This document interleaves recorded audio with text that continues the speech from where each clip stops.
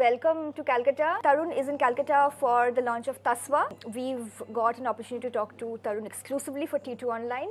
Thank you so much for doing this, Tarun, once again. T2 Online loves you, T2 loves you. And, I love Calcutta, I love talking to you, so I'm always happy. TT are a integral connect. And we spin around, and this was the old TT store, but you know, we're delighted that Tasva is here now. And looks fab. It does look fab. I'm amazed to see, you know, because I go into the stores once in a while. I'm always stuck in the design studio, as you know. And to see this whole range and breadth of product, and the quality's improved so much, and, you know, the way that the store has been designed and laid out. As you know, it was a premium offering, but we wanted to really give a designer product for cut and finish. I'm so tired of hearing men say, oh, Indian clothes, they're so uncomfortable. And I'm like, no, because they don't fit and they're not cut well. So we wanted to take all the principles that I worked with for years. Of course, this is a premium offering, so they're different fabrics, but they also then they're economies of scale. So what we produce at Tasva, we could never produce at any of the other brands, because they do it with the scale and they do it with the tremendous learning that Aditya Birla, ABFRL, has had over decades of all the great brands that they've built and the 4,000-5,000 stores that they run across this country. So really, it was kind of like a marriage made in heaven, because I've always been obsessed with the idea of affordable clothes and bringing well-cut, you know. Designer means what? Designer means that it should sit beautifully on your, body, not have 100 rhinestones on it, which is sort of what people seem to think here. And so basically, we put this together, and, you know, someone can walk in, and men are a little intimidated by Indian clothing because they're not wearing so much of it, you know, partly because you had to go to a tailor, partly because, it just wasn't accessible in the same easy format that Western clothes are available. But if you go next door to H&M and look at the men's section, I dare say this is better organized here.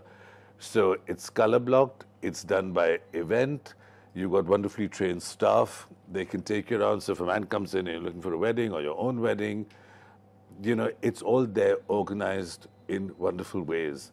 And even just by color blocking, it makes it easier on the eye. And the chances are you'll get your size, because they'll keep 4 or 5 sizes and everything. When we started Tasva, we fit, I think, 120 samples, every style in every size, but one was a slim fit and one was a regular fit. And then as we went along, market feedback kept getting integrated back into the patterns. So that's the basis of fit. What is your pattern doing?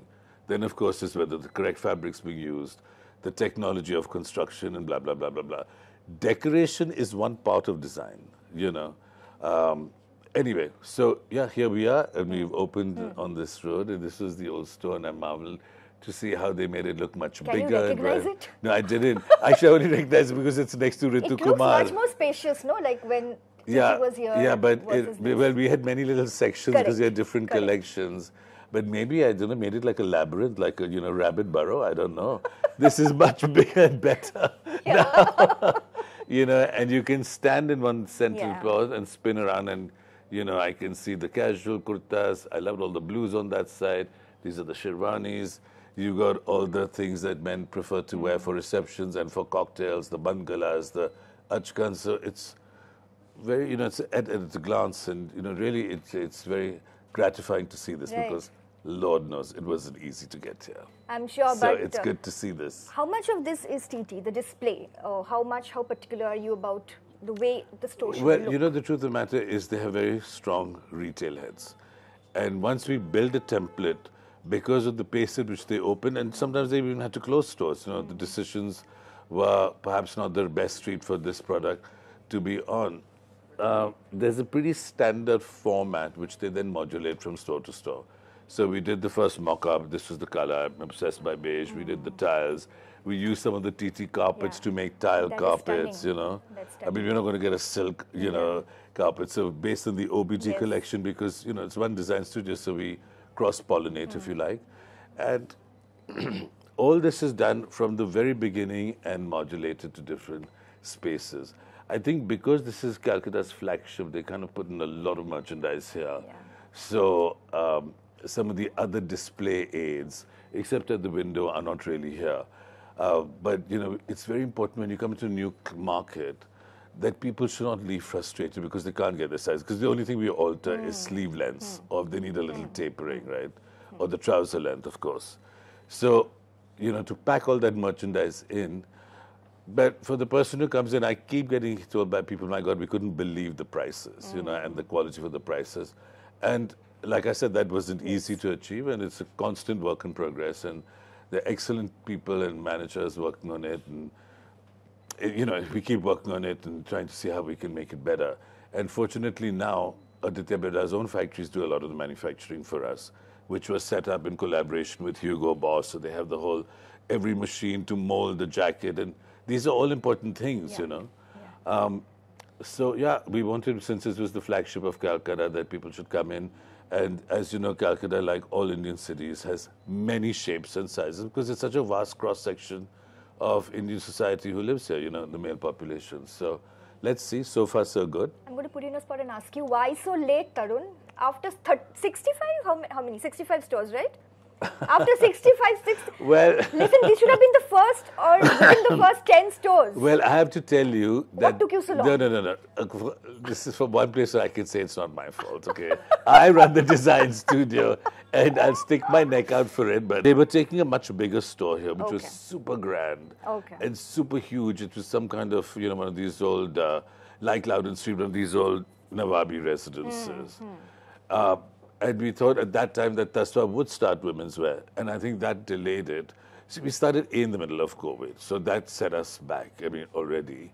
And it took us a while. And, after a point, they understood that there's no point just opening stores till I said, you master the product. There's no point sending things and getting them back, sending and getting them back. So, it's almost like you had to have a certain kind of method. You had to document how many stitches a button should have. These are little things that go a long way. So I think when we realized that space was too big and women's was not coming for a while, I think that's when they decided, since I was moving, to just take over the space and use this. Right. Why so late? Other than that, I'm sure that you know that Calcutta is a very tough market because Calcutta is a home to many brands and the workmanship is profuse in Calcutta. And while it says to be more traditional, the competition in this space in Bengal in anything is enormous. So I think they did a wise thing by waiting, We are only a 2.5-year-old brand and we have 70 stores that we're keeping and, maybe 24 more in the pipeline. We did enough rushing. Look, I almost have no hair left, give me a break. So I remember you were going to, in a week you were going to 3 different cities and opening Tasvas. You said, I'm here. Yeah. Well, they have me doing this week as well. And I have to keep glaring down at these tiny creatures and saying, guess what? I'm not a machine. Okay. She's like, don't worry, we booked you on the 10:30 flight back tonight. I'm like, no, I've been up since 5.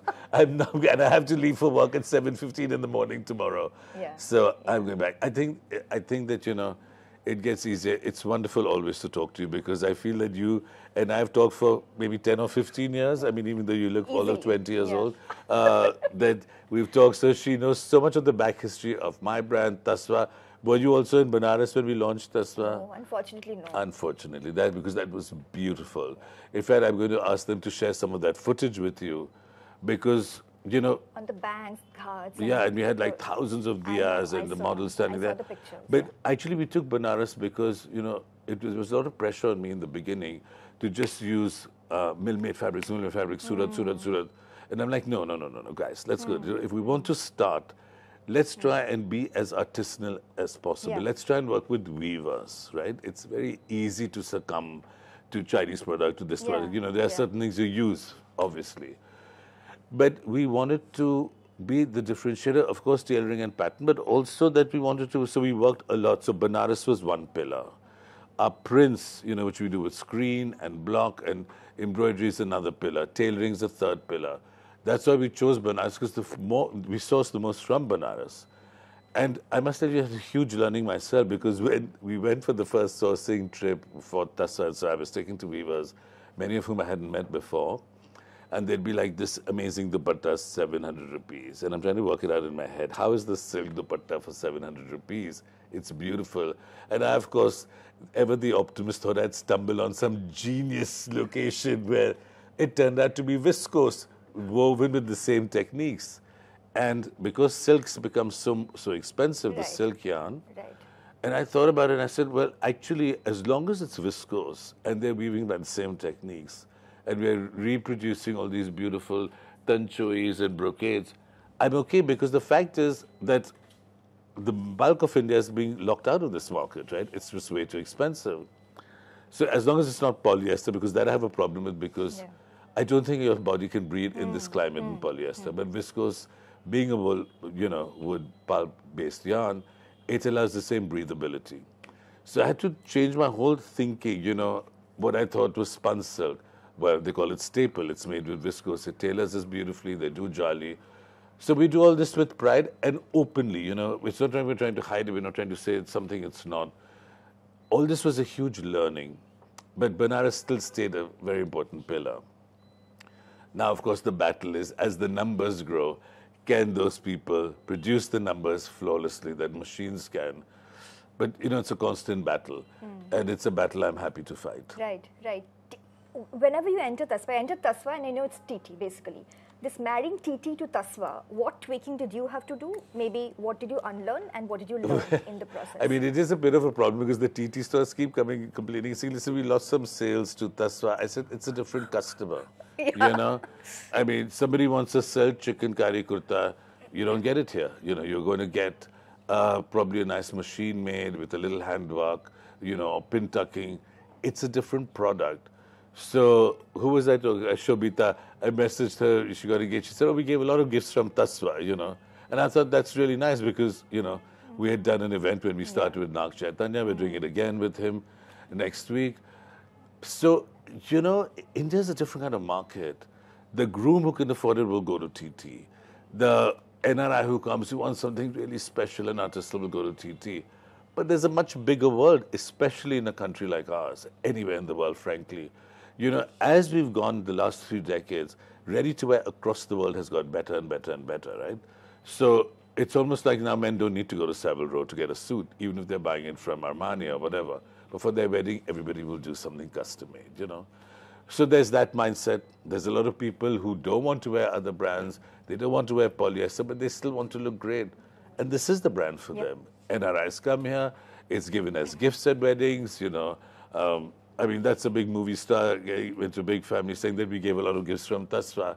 And it's great, there's something for everybody. And TT has its own market and is going. So the one thing that I was conscious to do, I kept saying, and it's working, and luckily you were at the last Couture show, I said, we got to keep pushing TT up, because Tasva is like this, dragon on our tail, self-made dragon coming and catching up. And I said, keep that to super luxury, and this is premium, fantastic value. And there's no conflict. The design should be as chic. The tailoring might even be... The finishing is impeccable, the finishing. But it really took a long time, and the credit for that goes to the current management and some of the design team who really stuck their neck out and kept getting boxed back, the head designers, because they said, oh my God, you're really a pain in the ass. We can't show you production samples. And I said, you just keep sticking your neck out. And say, because once you get a standard, then you maintain it. You have to struggle to get there. It's like getting airborne. It's hard to get up. But once you're at that level, you fly much easier. Right. The man, Tarun, you've had more than 2 decades of experience, worked with all kinds of men. The man you see today speaks to you in what language? In a language of great self-awareness. Because, when I was a young kid, I remember my uncles getting married, or my aunts, and the husbands who came from nice upper middle class families in South Bombay wore single-breasted suits with no pleats and sat on the floor cross-legged with a safa. And they looked like they were kind of green by the time the wedding ceremony was over, Indians just weren't, everyone was still trying to be raised to be a Western-oriented gentleman, at least in Bombay. I know Bengal's had a much stronger culture of, you'll speak your language, so you're connected to your culture. In cities like Bombay, we were deracinated, It was almost fashionable to speak bad Hindi, because it showed you were so upper class. I mean, how ridiculous. Yeah. Well, Anglicized had a lot of value back then. That's all gone, And so today, because India is in a much more confident place than being some socialist country cut off, people are educated, people are exposed. Men look after their fitness. A lot of men are very fit, so they fit into ready-made things. And they're comfortable both in their Western, in their shorts, in their traditional identity. You know, it's fashionable again. We Indians have come more and more into our own. So I think that's the man, and they want to be comfortable. They're not prepared to be uncomfortable, to suffer. They're certainly not sitting cross-legged on the floor in a suit ever. I mean, they might not even sit cross-legged on the floor. But it is what it is, you know. And you can never generalize India. You know, I always quote V.S. Naipaul, 1 million mutinies. Now it's 1 billion mutinies and growing in multiple different ways.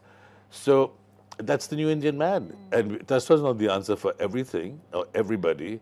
But that's why, you know, the best version of yourself, own it, all that is mine, that's the man we're after. And those men, from the, you know, Gen Z to the millennials to my generation, are much more comfortable in their skin and therefore will choose whatever they think is the best version of themselves. The groom, when they come to you, Tarun, at Tasva especially, what do you tell them? Like, what are the things they should be looking at? Maybe change a bit of the mindset. No. Most grooms, firstly, I'm not that often, to be honest, in a Tasva store, you know, because I just don't have the bandwidth. Yeah. But they come. Or in general, they want to be tailored. A lot of them want to be simple. They are much more elegant. You know, 5-7 years back, there was still a lot of gaudy, sardozi or maroon. It's gone. I don't see it anywhere. I'm saying, you know, I keep getting asked today by Business Standard, why are less brides wearing red? I said, I don't know, honestly. You know, there's nothing wrong with red. I've just always had a predilection for softer colors and beige and ecru, because I think we live in an urban milieu now. So while you take from the past, you can't come bouncing down the road like you're in some pantomime, you know, one fine day. And you women still dress in Indian clothes. But men don't wear so much embroidery and all. Yeah. So be yourself. We're dressing the modern Indian man. And he's everywhere. He's prevalent. And the day will come when a lot of the world will wear things like this from Tasva, you know. You know, with ABFRL, there are no small ambitions. Absolutely. So Absolutely. But in what direction do you see, or do you want the groom to actually go from now? I mean, I think that it's not something I'm going to dictate. I think there's enough of, firstly, when you're a brand, your numbers tell you a lot at the end of a season, right? Now, you could be totally off center. All the things that we talked about that I said that I could do comfortably because it made the story authentic are really coming to bear. They want comfort. They like pastel colors. They like ivories. They wear some deep jewel colors. When I say jewel, it's like a deep red or a blue or green. That is festive in the Indian context. Contrary to what they thought, if you saw the Sherwanis in the beginning, we had red, we had this thing. 70% is between ivory and gold. It's not that I'm saying to wear this, that's what they wear.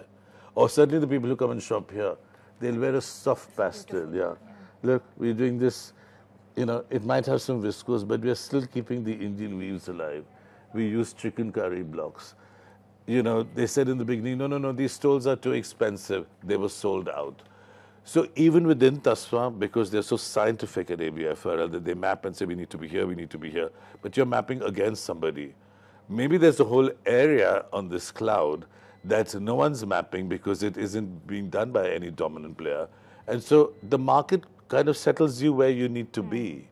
And then once you start seeing that, if everyone's coming in buying the stoles, of course I want to do more designs in it, right? And I'm happy because this is what I love. I don't want a polished, shiny thing, you know. There's enough good taste in this country. Let me tell you, I see it more and more every day. And particularly with men who are international, even if they are not, they don't need to be international. There's one lot that's very inspired by filmy antiques, and that's fine. It's a predominant influence on them. But by and large, there's a lot of good taste. People want to be more subtle, the younger generation. They don't give a damn who's wearing what. You know, they're very comfortable in their skin. And that's wonderful for us because that's exactly what Tasva stands for. Right. Last two questions, Tarun. The jewelry, if you could talk about, grooms. Well, not much attention is paid to, you know, jewelry and the safa and the. No, we pay a lot of attention no, as to it. In general. In general. But they all wear it. But you're developing a line. They all for wear it. So yeah. the safas, I prefer. Very classy. I prefer safas tied on the head. However, most grooms prefer this. Now, it's also we're not dealing with the strata of society that's getting Dolly Jen to drape your sari and two people to tie your safa. I mean, that's a different world, right? So over here, they prefer the ready-made things, but even there we tried it. We found somebody in Rajasthan. They're adjustable, so it's comfortable. They stretch from inside. It's quite complex, like a corset. You know, I mean, that's what safas have come to. And the jewelry also took a bit of I mean, I love some of the sarpeches. You'll be surprised. Some of TT's clients say, you know, why waste money on a sarpech? I mean, when, you know, X or Y wears, they all assume they're beautiful polkis. So they're wearing the Tasva safas. And they're down to some incredible price point. Again, that was a struggle. We produced it one, we had to find, you know. Another great thing about ABFRL is that they find suppliers in the corners of this country and in China that you would never know existed. I certainly didn't. So it's been a big education that way. It's been a give and take. We found these shoe guys. The shoes have been an absolute sellout. Yes. I love the brocade with the leather toe, you know. It's almost something like the Great Gatsby would wear if he came to India to attend the wedding, right? Don't you think so? You're hilarious, yeah, but very, very cool, yeah. And those sold out.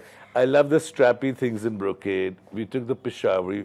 We've done a slightly modern take, but the most important thing is comfort. How many people have on juttis that come back with like huge shoe bites and all? Everything has a technology. There was a time when everything was bespoke and made to you. My grandfather must have only got things that were everything bespoke.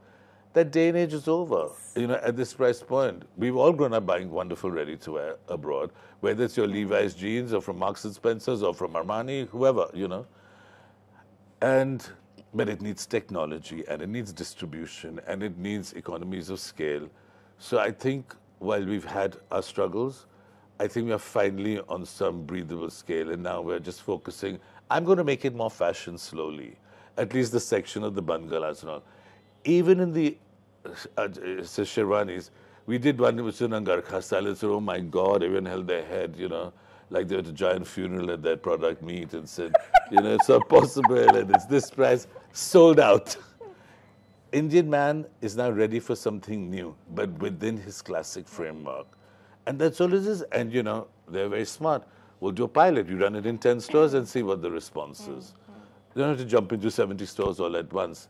And, of course, there's a difference between urban India and the smaller cities. And there's a difference from the NRIs coming. We've had the most amazing endorsements by NRI families. So they came to buy one thing, and then they called everybody, you know, like 20 people shopped about 60, 70 outfits. So we learn, you know, they have their ear to the ground. We get feedback all the time from customers, good, bad, ugly, great. We take it, you know, and take it into your stride and get going. 2.5 years, Tarun. Last question. 2.5 men that you like. 2.5? 2.5 men that you like. I think I'm 1 into 2.5 myself. No, your favorite men can be artists, filmmakers, anybody. Oh my God. You personally admire or, you know, like a lot.